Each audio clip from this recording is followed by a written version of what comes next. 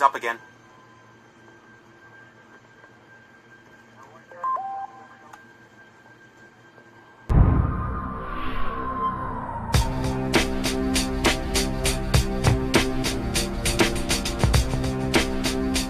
The more you get closer to that pattern, the more you seem to have access to everything around the Earth. For example, that 7 hertz pattern not only has the same frequency as generated from the intrinsic aspect of your brain. Your brain has a natural frequency. Guess what it is? 7 hertz. Based upon the fact that consciousness is recreated every 20 milliseconds, it's moving at about 4.5 meters per second. Just do a simple calculation of the circumference of your brain. It's about 7 hertz. And the intensities of both the magnetic and the electrical components for both this and your brain are identical, capable of resonance. It seems to be something fundamental. Now, the 7 hertz is tied to something called the hippocampus, the gateway to memory. And if you access that, you access all the information that's being consolidated in your experience. Remember, your memories are nothing more than synaptic patterns. That's all they really are. And the gateway to that is the hippocampus. The most intense phenomena were these: when another person in another room is looking at a target, and at the same time as the second person is sharing the same magnetic field, the accuracy becomes greater. So in other words, if you have one person here, you generate a condition that produces the same kind of magnetic field that influences the brain at the consciousness recreation pattern. What you'll find, if whatever that person's looking at, the other person can actually draw accurately. Can the average person access distant information? At Laurentian University, we developed a technology by producing a device whereby the same complex magnetic fields are shared by 2 people separated at a distance. When that happens, the 2 brains become one. Okay? So here we have the actual technology. That's what we call the octopus. It's basically 8 solenoids that produce a accelerating configuration. This right here is called the God helmet. Wow. This is crazy, boy. The God helmet. Can the average person access distant information? At Laurentian University, we developed a technology by producing a device whereby the same complex magnetic fields are shared by 2 people separated at a distance. When that happens, the 2 brains become one. Okay? See, this is how they do the gang stalking. That's the reason why I'm recording this. This is how they connect our minds to their minds or some crap. And this is the reason why when you move, they move. And you know what I'm saying? It's like we're connected. You connected to these damn bots through the 5G, 10G towers. They got our brains connected to these fools all day. Can I get a no there? The distance. When that happens, whereby the same complex magnetic fields are shared by 2 people separated at a distance. When that happens, the 2 brains become one. Okay? So here we have the actual technology. That's what we call the octopus. It's basically 8 solenoids that produce a accelerating configuration, a second derivative magnetic field.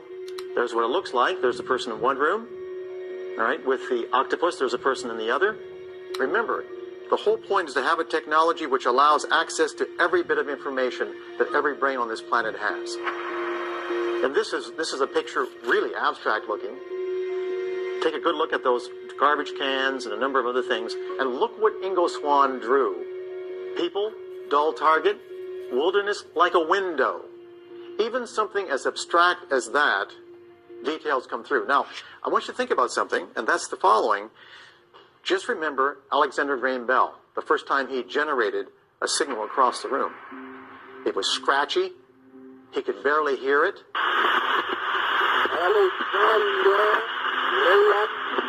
But the point is, from that beginning of just a bit of information, now we have one of the most sophisticated technologies in the history of Western civilization. We have the telephone communication system. You've got to start somewhere, and then you perfect the technology. Okay, that's Ingo Swann. Was he always successful? Well, most of the time. However, the degree of accuracy was related to amount of 7 hertz activity over his right hemisphere. Again, the right hemisphere, the one involved with your dreaming. This is the same frequency that the entire Earth generates. His accuracy was less when there were geomagnetic storms and the Earth's magnetic field was disturbed. So if the magnetic field was disturbed, he lost the ability. When you lost the connection, you lost the ability. For example, There's an actual EEG. Back in the days, we only had 3 channels. Okay, notice the red arrows. Those are 7 hertz. This is a unique pattern. You don't find it very often. And the number of these patterns were directly related to how accurate he was. So in other words, the more he showed that activity over the occipital right hemisphere, the more accurate he was in terms of the information at a distance. This holiday, Verizon... From the sun to the earth, there's the Earth's magnetic field. And of course, when there's a magnetic storm, you can see that you get marked perturbation and the connections are lost. Now, we're not the only species like this. For example, fish very often communicate with electrical signals, magnetic signals they generate. Thunderstorms will interfere with that connection, like having massive noise, and their behaviors are distorted. So we're not the only species. Are we all connected? And the answer is yes. We are all immersed in the Earth's magnetic field. The human species is about 7 billion conductive brains, all sharing this field. Think of 7 billion wires, all immersed in the Earth's magnetic field. This field contains enough energy to store the experience of every human being who has ever lived. All the information of every human brain that's ever lived has the potential to be stored in the Earth's magnetic field with lots of energy left over. There's the Earth's magnetic field. You've seen it on many occasions. In fact, the strength of the magnetic field induced in every brain, right now you're being induced, put it this way, you are immersed in the Earth's magnetic field, is penetrating through your brain, through your body. And in fact, the strength of the magnetic field induced in every brain by the Earth's magnetic field, when all brains are considered, is almost identical to the strength that each brain generates. Your brain generates in the order of about a picotesla, which is about a trillionth of a Tesla, much weaker than the Earth's magnetic field, but that's the operational intensity. But what does it mean? It means simply this: such convergence produces the conditions that allow global resonance and the possibility of a human hologram. That is, 7 billion brains, basically immersed in the Earth's magnetic field, all with similar intensities, the whole equal the sum, and the sum equal the individual, individual equal the whole. That sets up the conditions for a hologram. Calculations suggest that the time required for an event in one human brain to diffuse into all other human brains on this planet would be about 10 minutes. And it would recur primarily during dreams or during altered states, when the right hemisphere is dominant. This is an example of a geomagnetic pattern. You can see the perturbations. This is a very active kind of night, a geomagnetically active kind of period. You're looking at various components here. On the other hand, on quiet nights, which is the next one, you can see the difference. In other words, when it's quiet, when it's geomagnetically quiet, the connections between all 7 billion brains have greater possibility. When there's more perturbation, it's like having more noise in the system. Very weak effects, but very strong and emotionally significant impact. Is there evidence of information transfer? We are now measuring photon emission from the human brain. That's how we think it's working.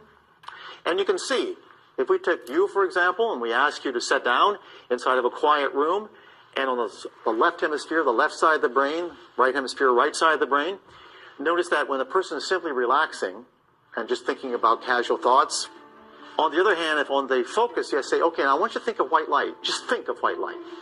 Right? That's all you have to do. Notice the left hemisphere doesn't do anything. The right hemisphere, if you're relaxing, doesn't differ.